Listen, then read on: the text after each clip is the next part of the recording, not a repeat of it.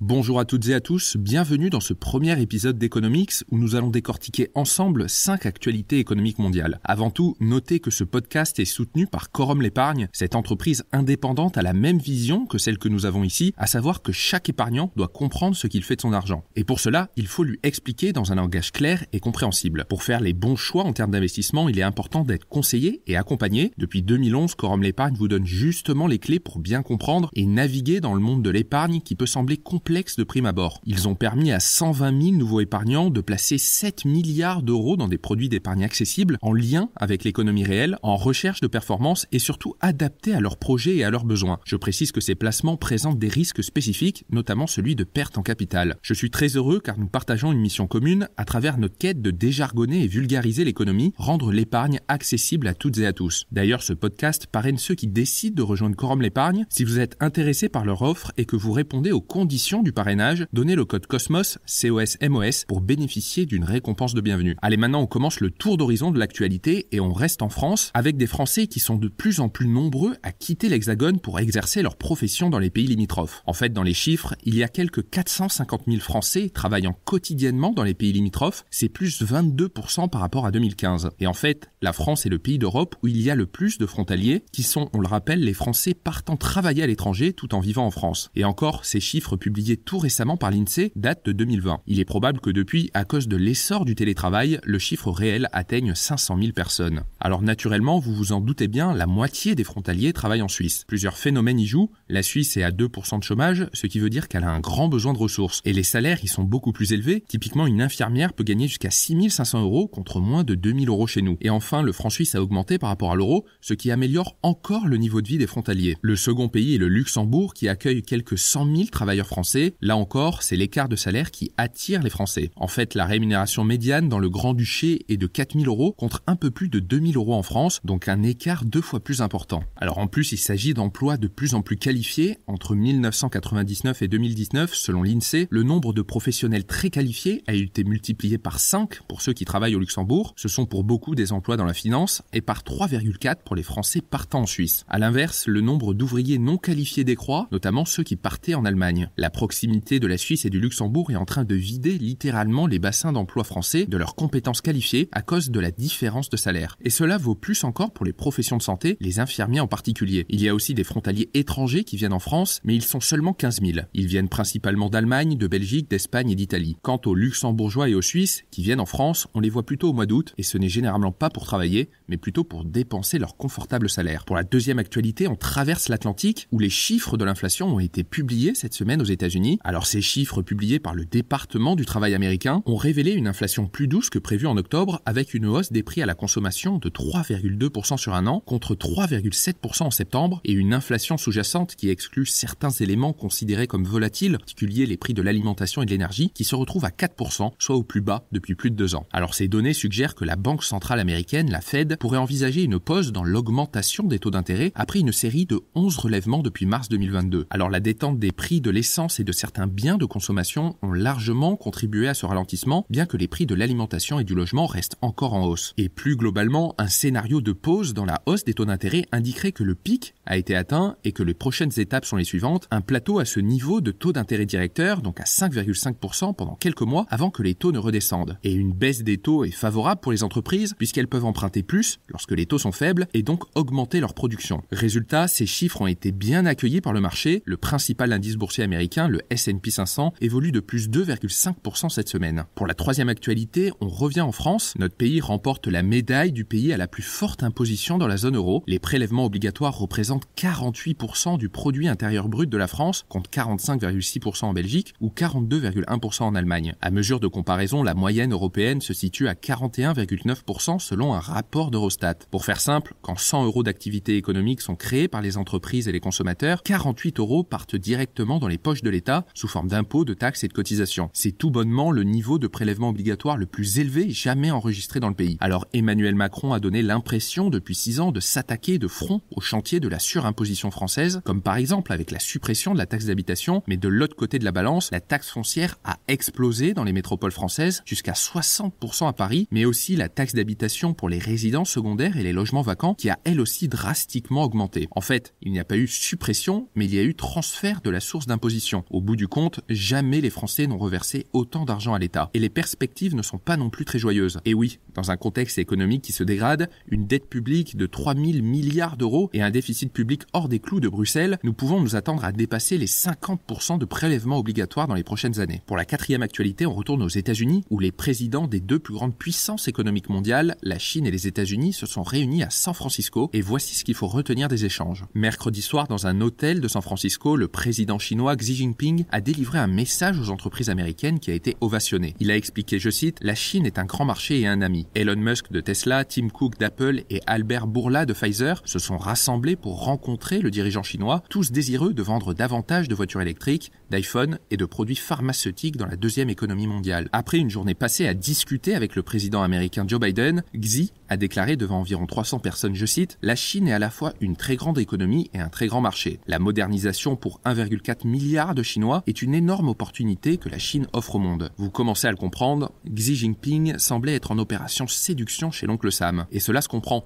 Compte tenu de la trajectoire incertaine de l'économie chinoise, frappée par un secteur immobilier atone, des exportations faibles du secteur privé, l'économie de l'empire du milieu a besoin d'investissements étrangers. Plus concrètement, pour la première fois de son histoire, les investissements étrangers sont passés en négatif en Chine. C'est particulièrement inquiétant quand on sait que le pays tente d'attirer des investissements et de soutenir le yuan. Alors Joe Biden et Xi Jinping ont convenu de relancer les communications militaires, d'augmenter les vols commerciaux entre les deux pays et de créer un groupe de travail sur la lutte contre les stupéfiants pour lutter contre l'afflux de fentanyl, un opioïde de synthèse qui a déclenché une épidémie mortelle de drogue aux États-Unis. Joe Biden a déclaré, je cite, « Nous revenons à une approche directe, ouverte et claire », ajoutant qu'il marquait un progrès important dans les relations américano-chinoises qui étaient descendues à leur point le plus bas depuis que les deux pays ont établi leurs relations en 1979. En revanche, ils sont partis avec une série de problèmes non résolus, notamment les tensions sur Taïwan que la Chine revendique comme faisant partie de son territoire. Joe Biden a terminé sa conférence de presse en déclarant que le président chinois était un dictateur, ajoutant que Xi Jinping dirigeait un pays communiste basé sur une forme de gouvernement totalement différente d'une autre. Pour la cinquième actualité, on termine en France. C'est officiel, les Français cumuleront désormais des congés payés pendant tout leur arrêt maladie, ce que le droit français ne prévoyait pas jusque-là, alors que tous les États membres de l'Union européenne l'appliquent déjà. Alors en fait, rendu public le 13 septembre, les décisions de la Cour de cassation sont claires. En tant que membre de l'Union européenne, la France doit se mettre au parfum du droit européen qui l'emporte sur le droit français. En fait, depuis 2003, une directive impose aux États membres d'octroyer des congés payés aux salariés, même lorsque ces derniers sont en arrêt maladie. La France était la dernière nation de l'Union européenne à ne pas l'appliquer. Les gouvernements successifs ont sans doute estimé que cette mesure n'avait pas à s'appliquer en France, étant donné que le pays dispose du système social le plus protecteur. Alors depuis le 13 septembre, l'ensemble des travailleurs doivent donc continuer à cumuler des congés payés, même lorsqu'ils sont absents pour des raisons de santé. Et ce, même si cette absence n'est pas liée à un accident de travail ou une maladie professionnelle, rappelle la Cour de cassation. Plus concrètement, jusqu'ici, les salariés continuaient de cumuler 2,5 jours de congés payés par mois, à condition que leur arrêt de travail soit inférieur à 4 semaines. Passé cette durée, l'obtention de ces droits était suspendue jusqu'au retour du salarié dans l'entreprise. Un salarié qui aurait été absent 6 mois n'avait donc pas la possibilité d'obtenir ses 30 jours de congés payés. Désormais, ce même travailleur cumulera 15 jours, donc 2,5 jours par mois pendant 6 mois, de congés sur cette durée qu'il pourra poser à son retour dans l'entreprise. Cette règle européenne doit être la même pour tous les travailleurs des 27 États membres, rappelle la Cour de cassation. Évidemment, c'est une mesure qui ne plaît pas au MEDEF, le syndicat du patronat, qui a estimé que l'application de cette mesure coûtera 2,7 milliards d'euros par an en cotisation sociale aux entreprises. Voici ce qu'il fallait retenir dans l'actualité française et mondiale, et on se retrouve la semaine prochaine, dimanche prochain, pour un nouveau tour d'horizon.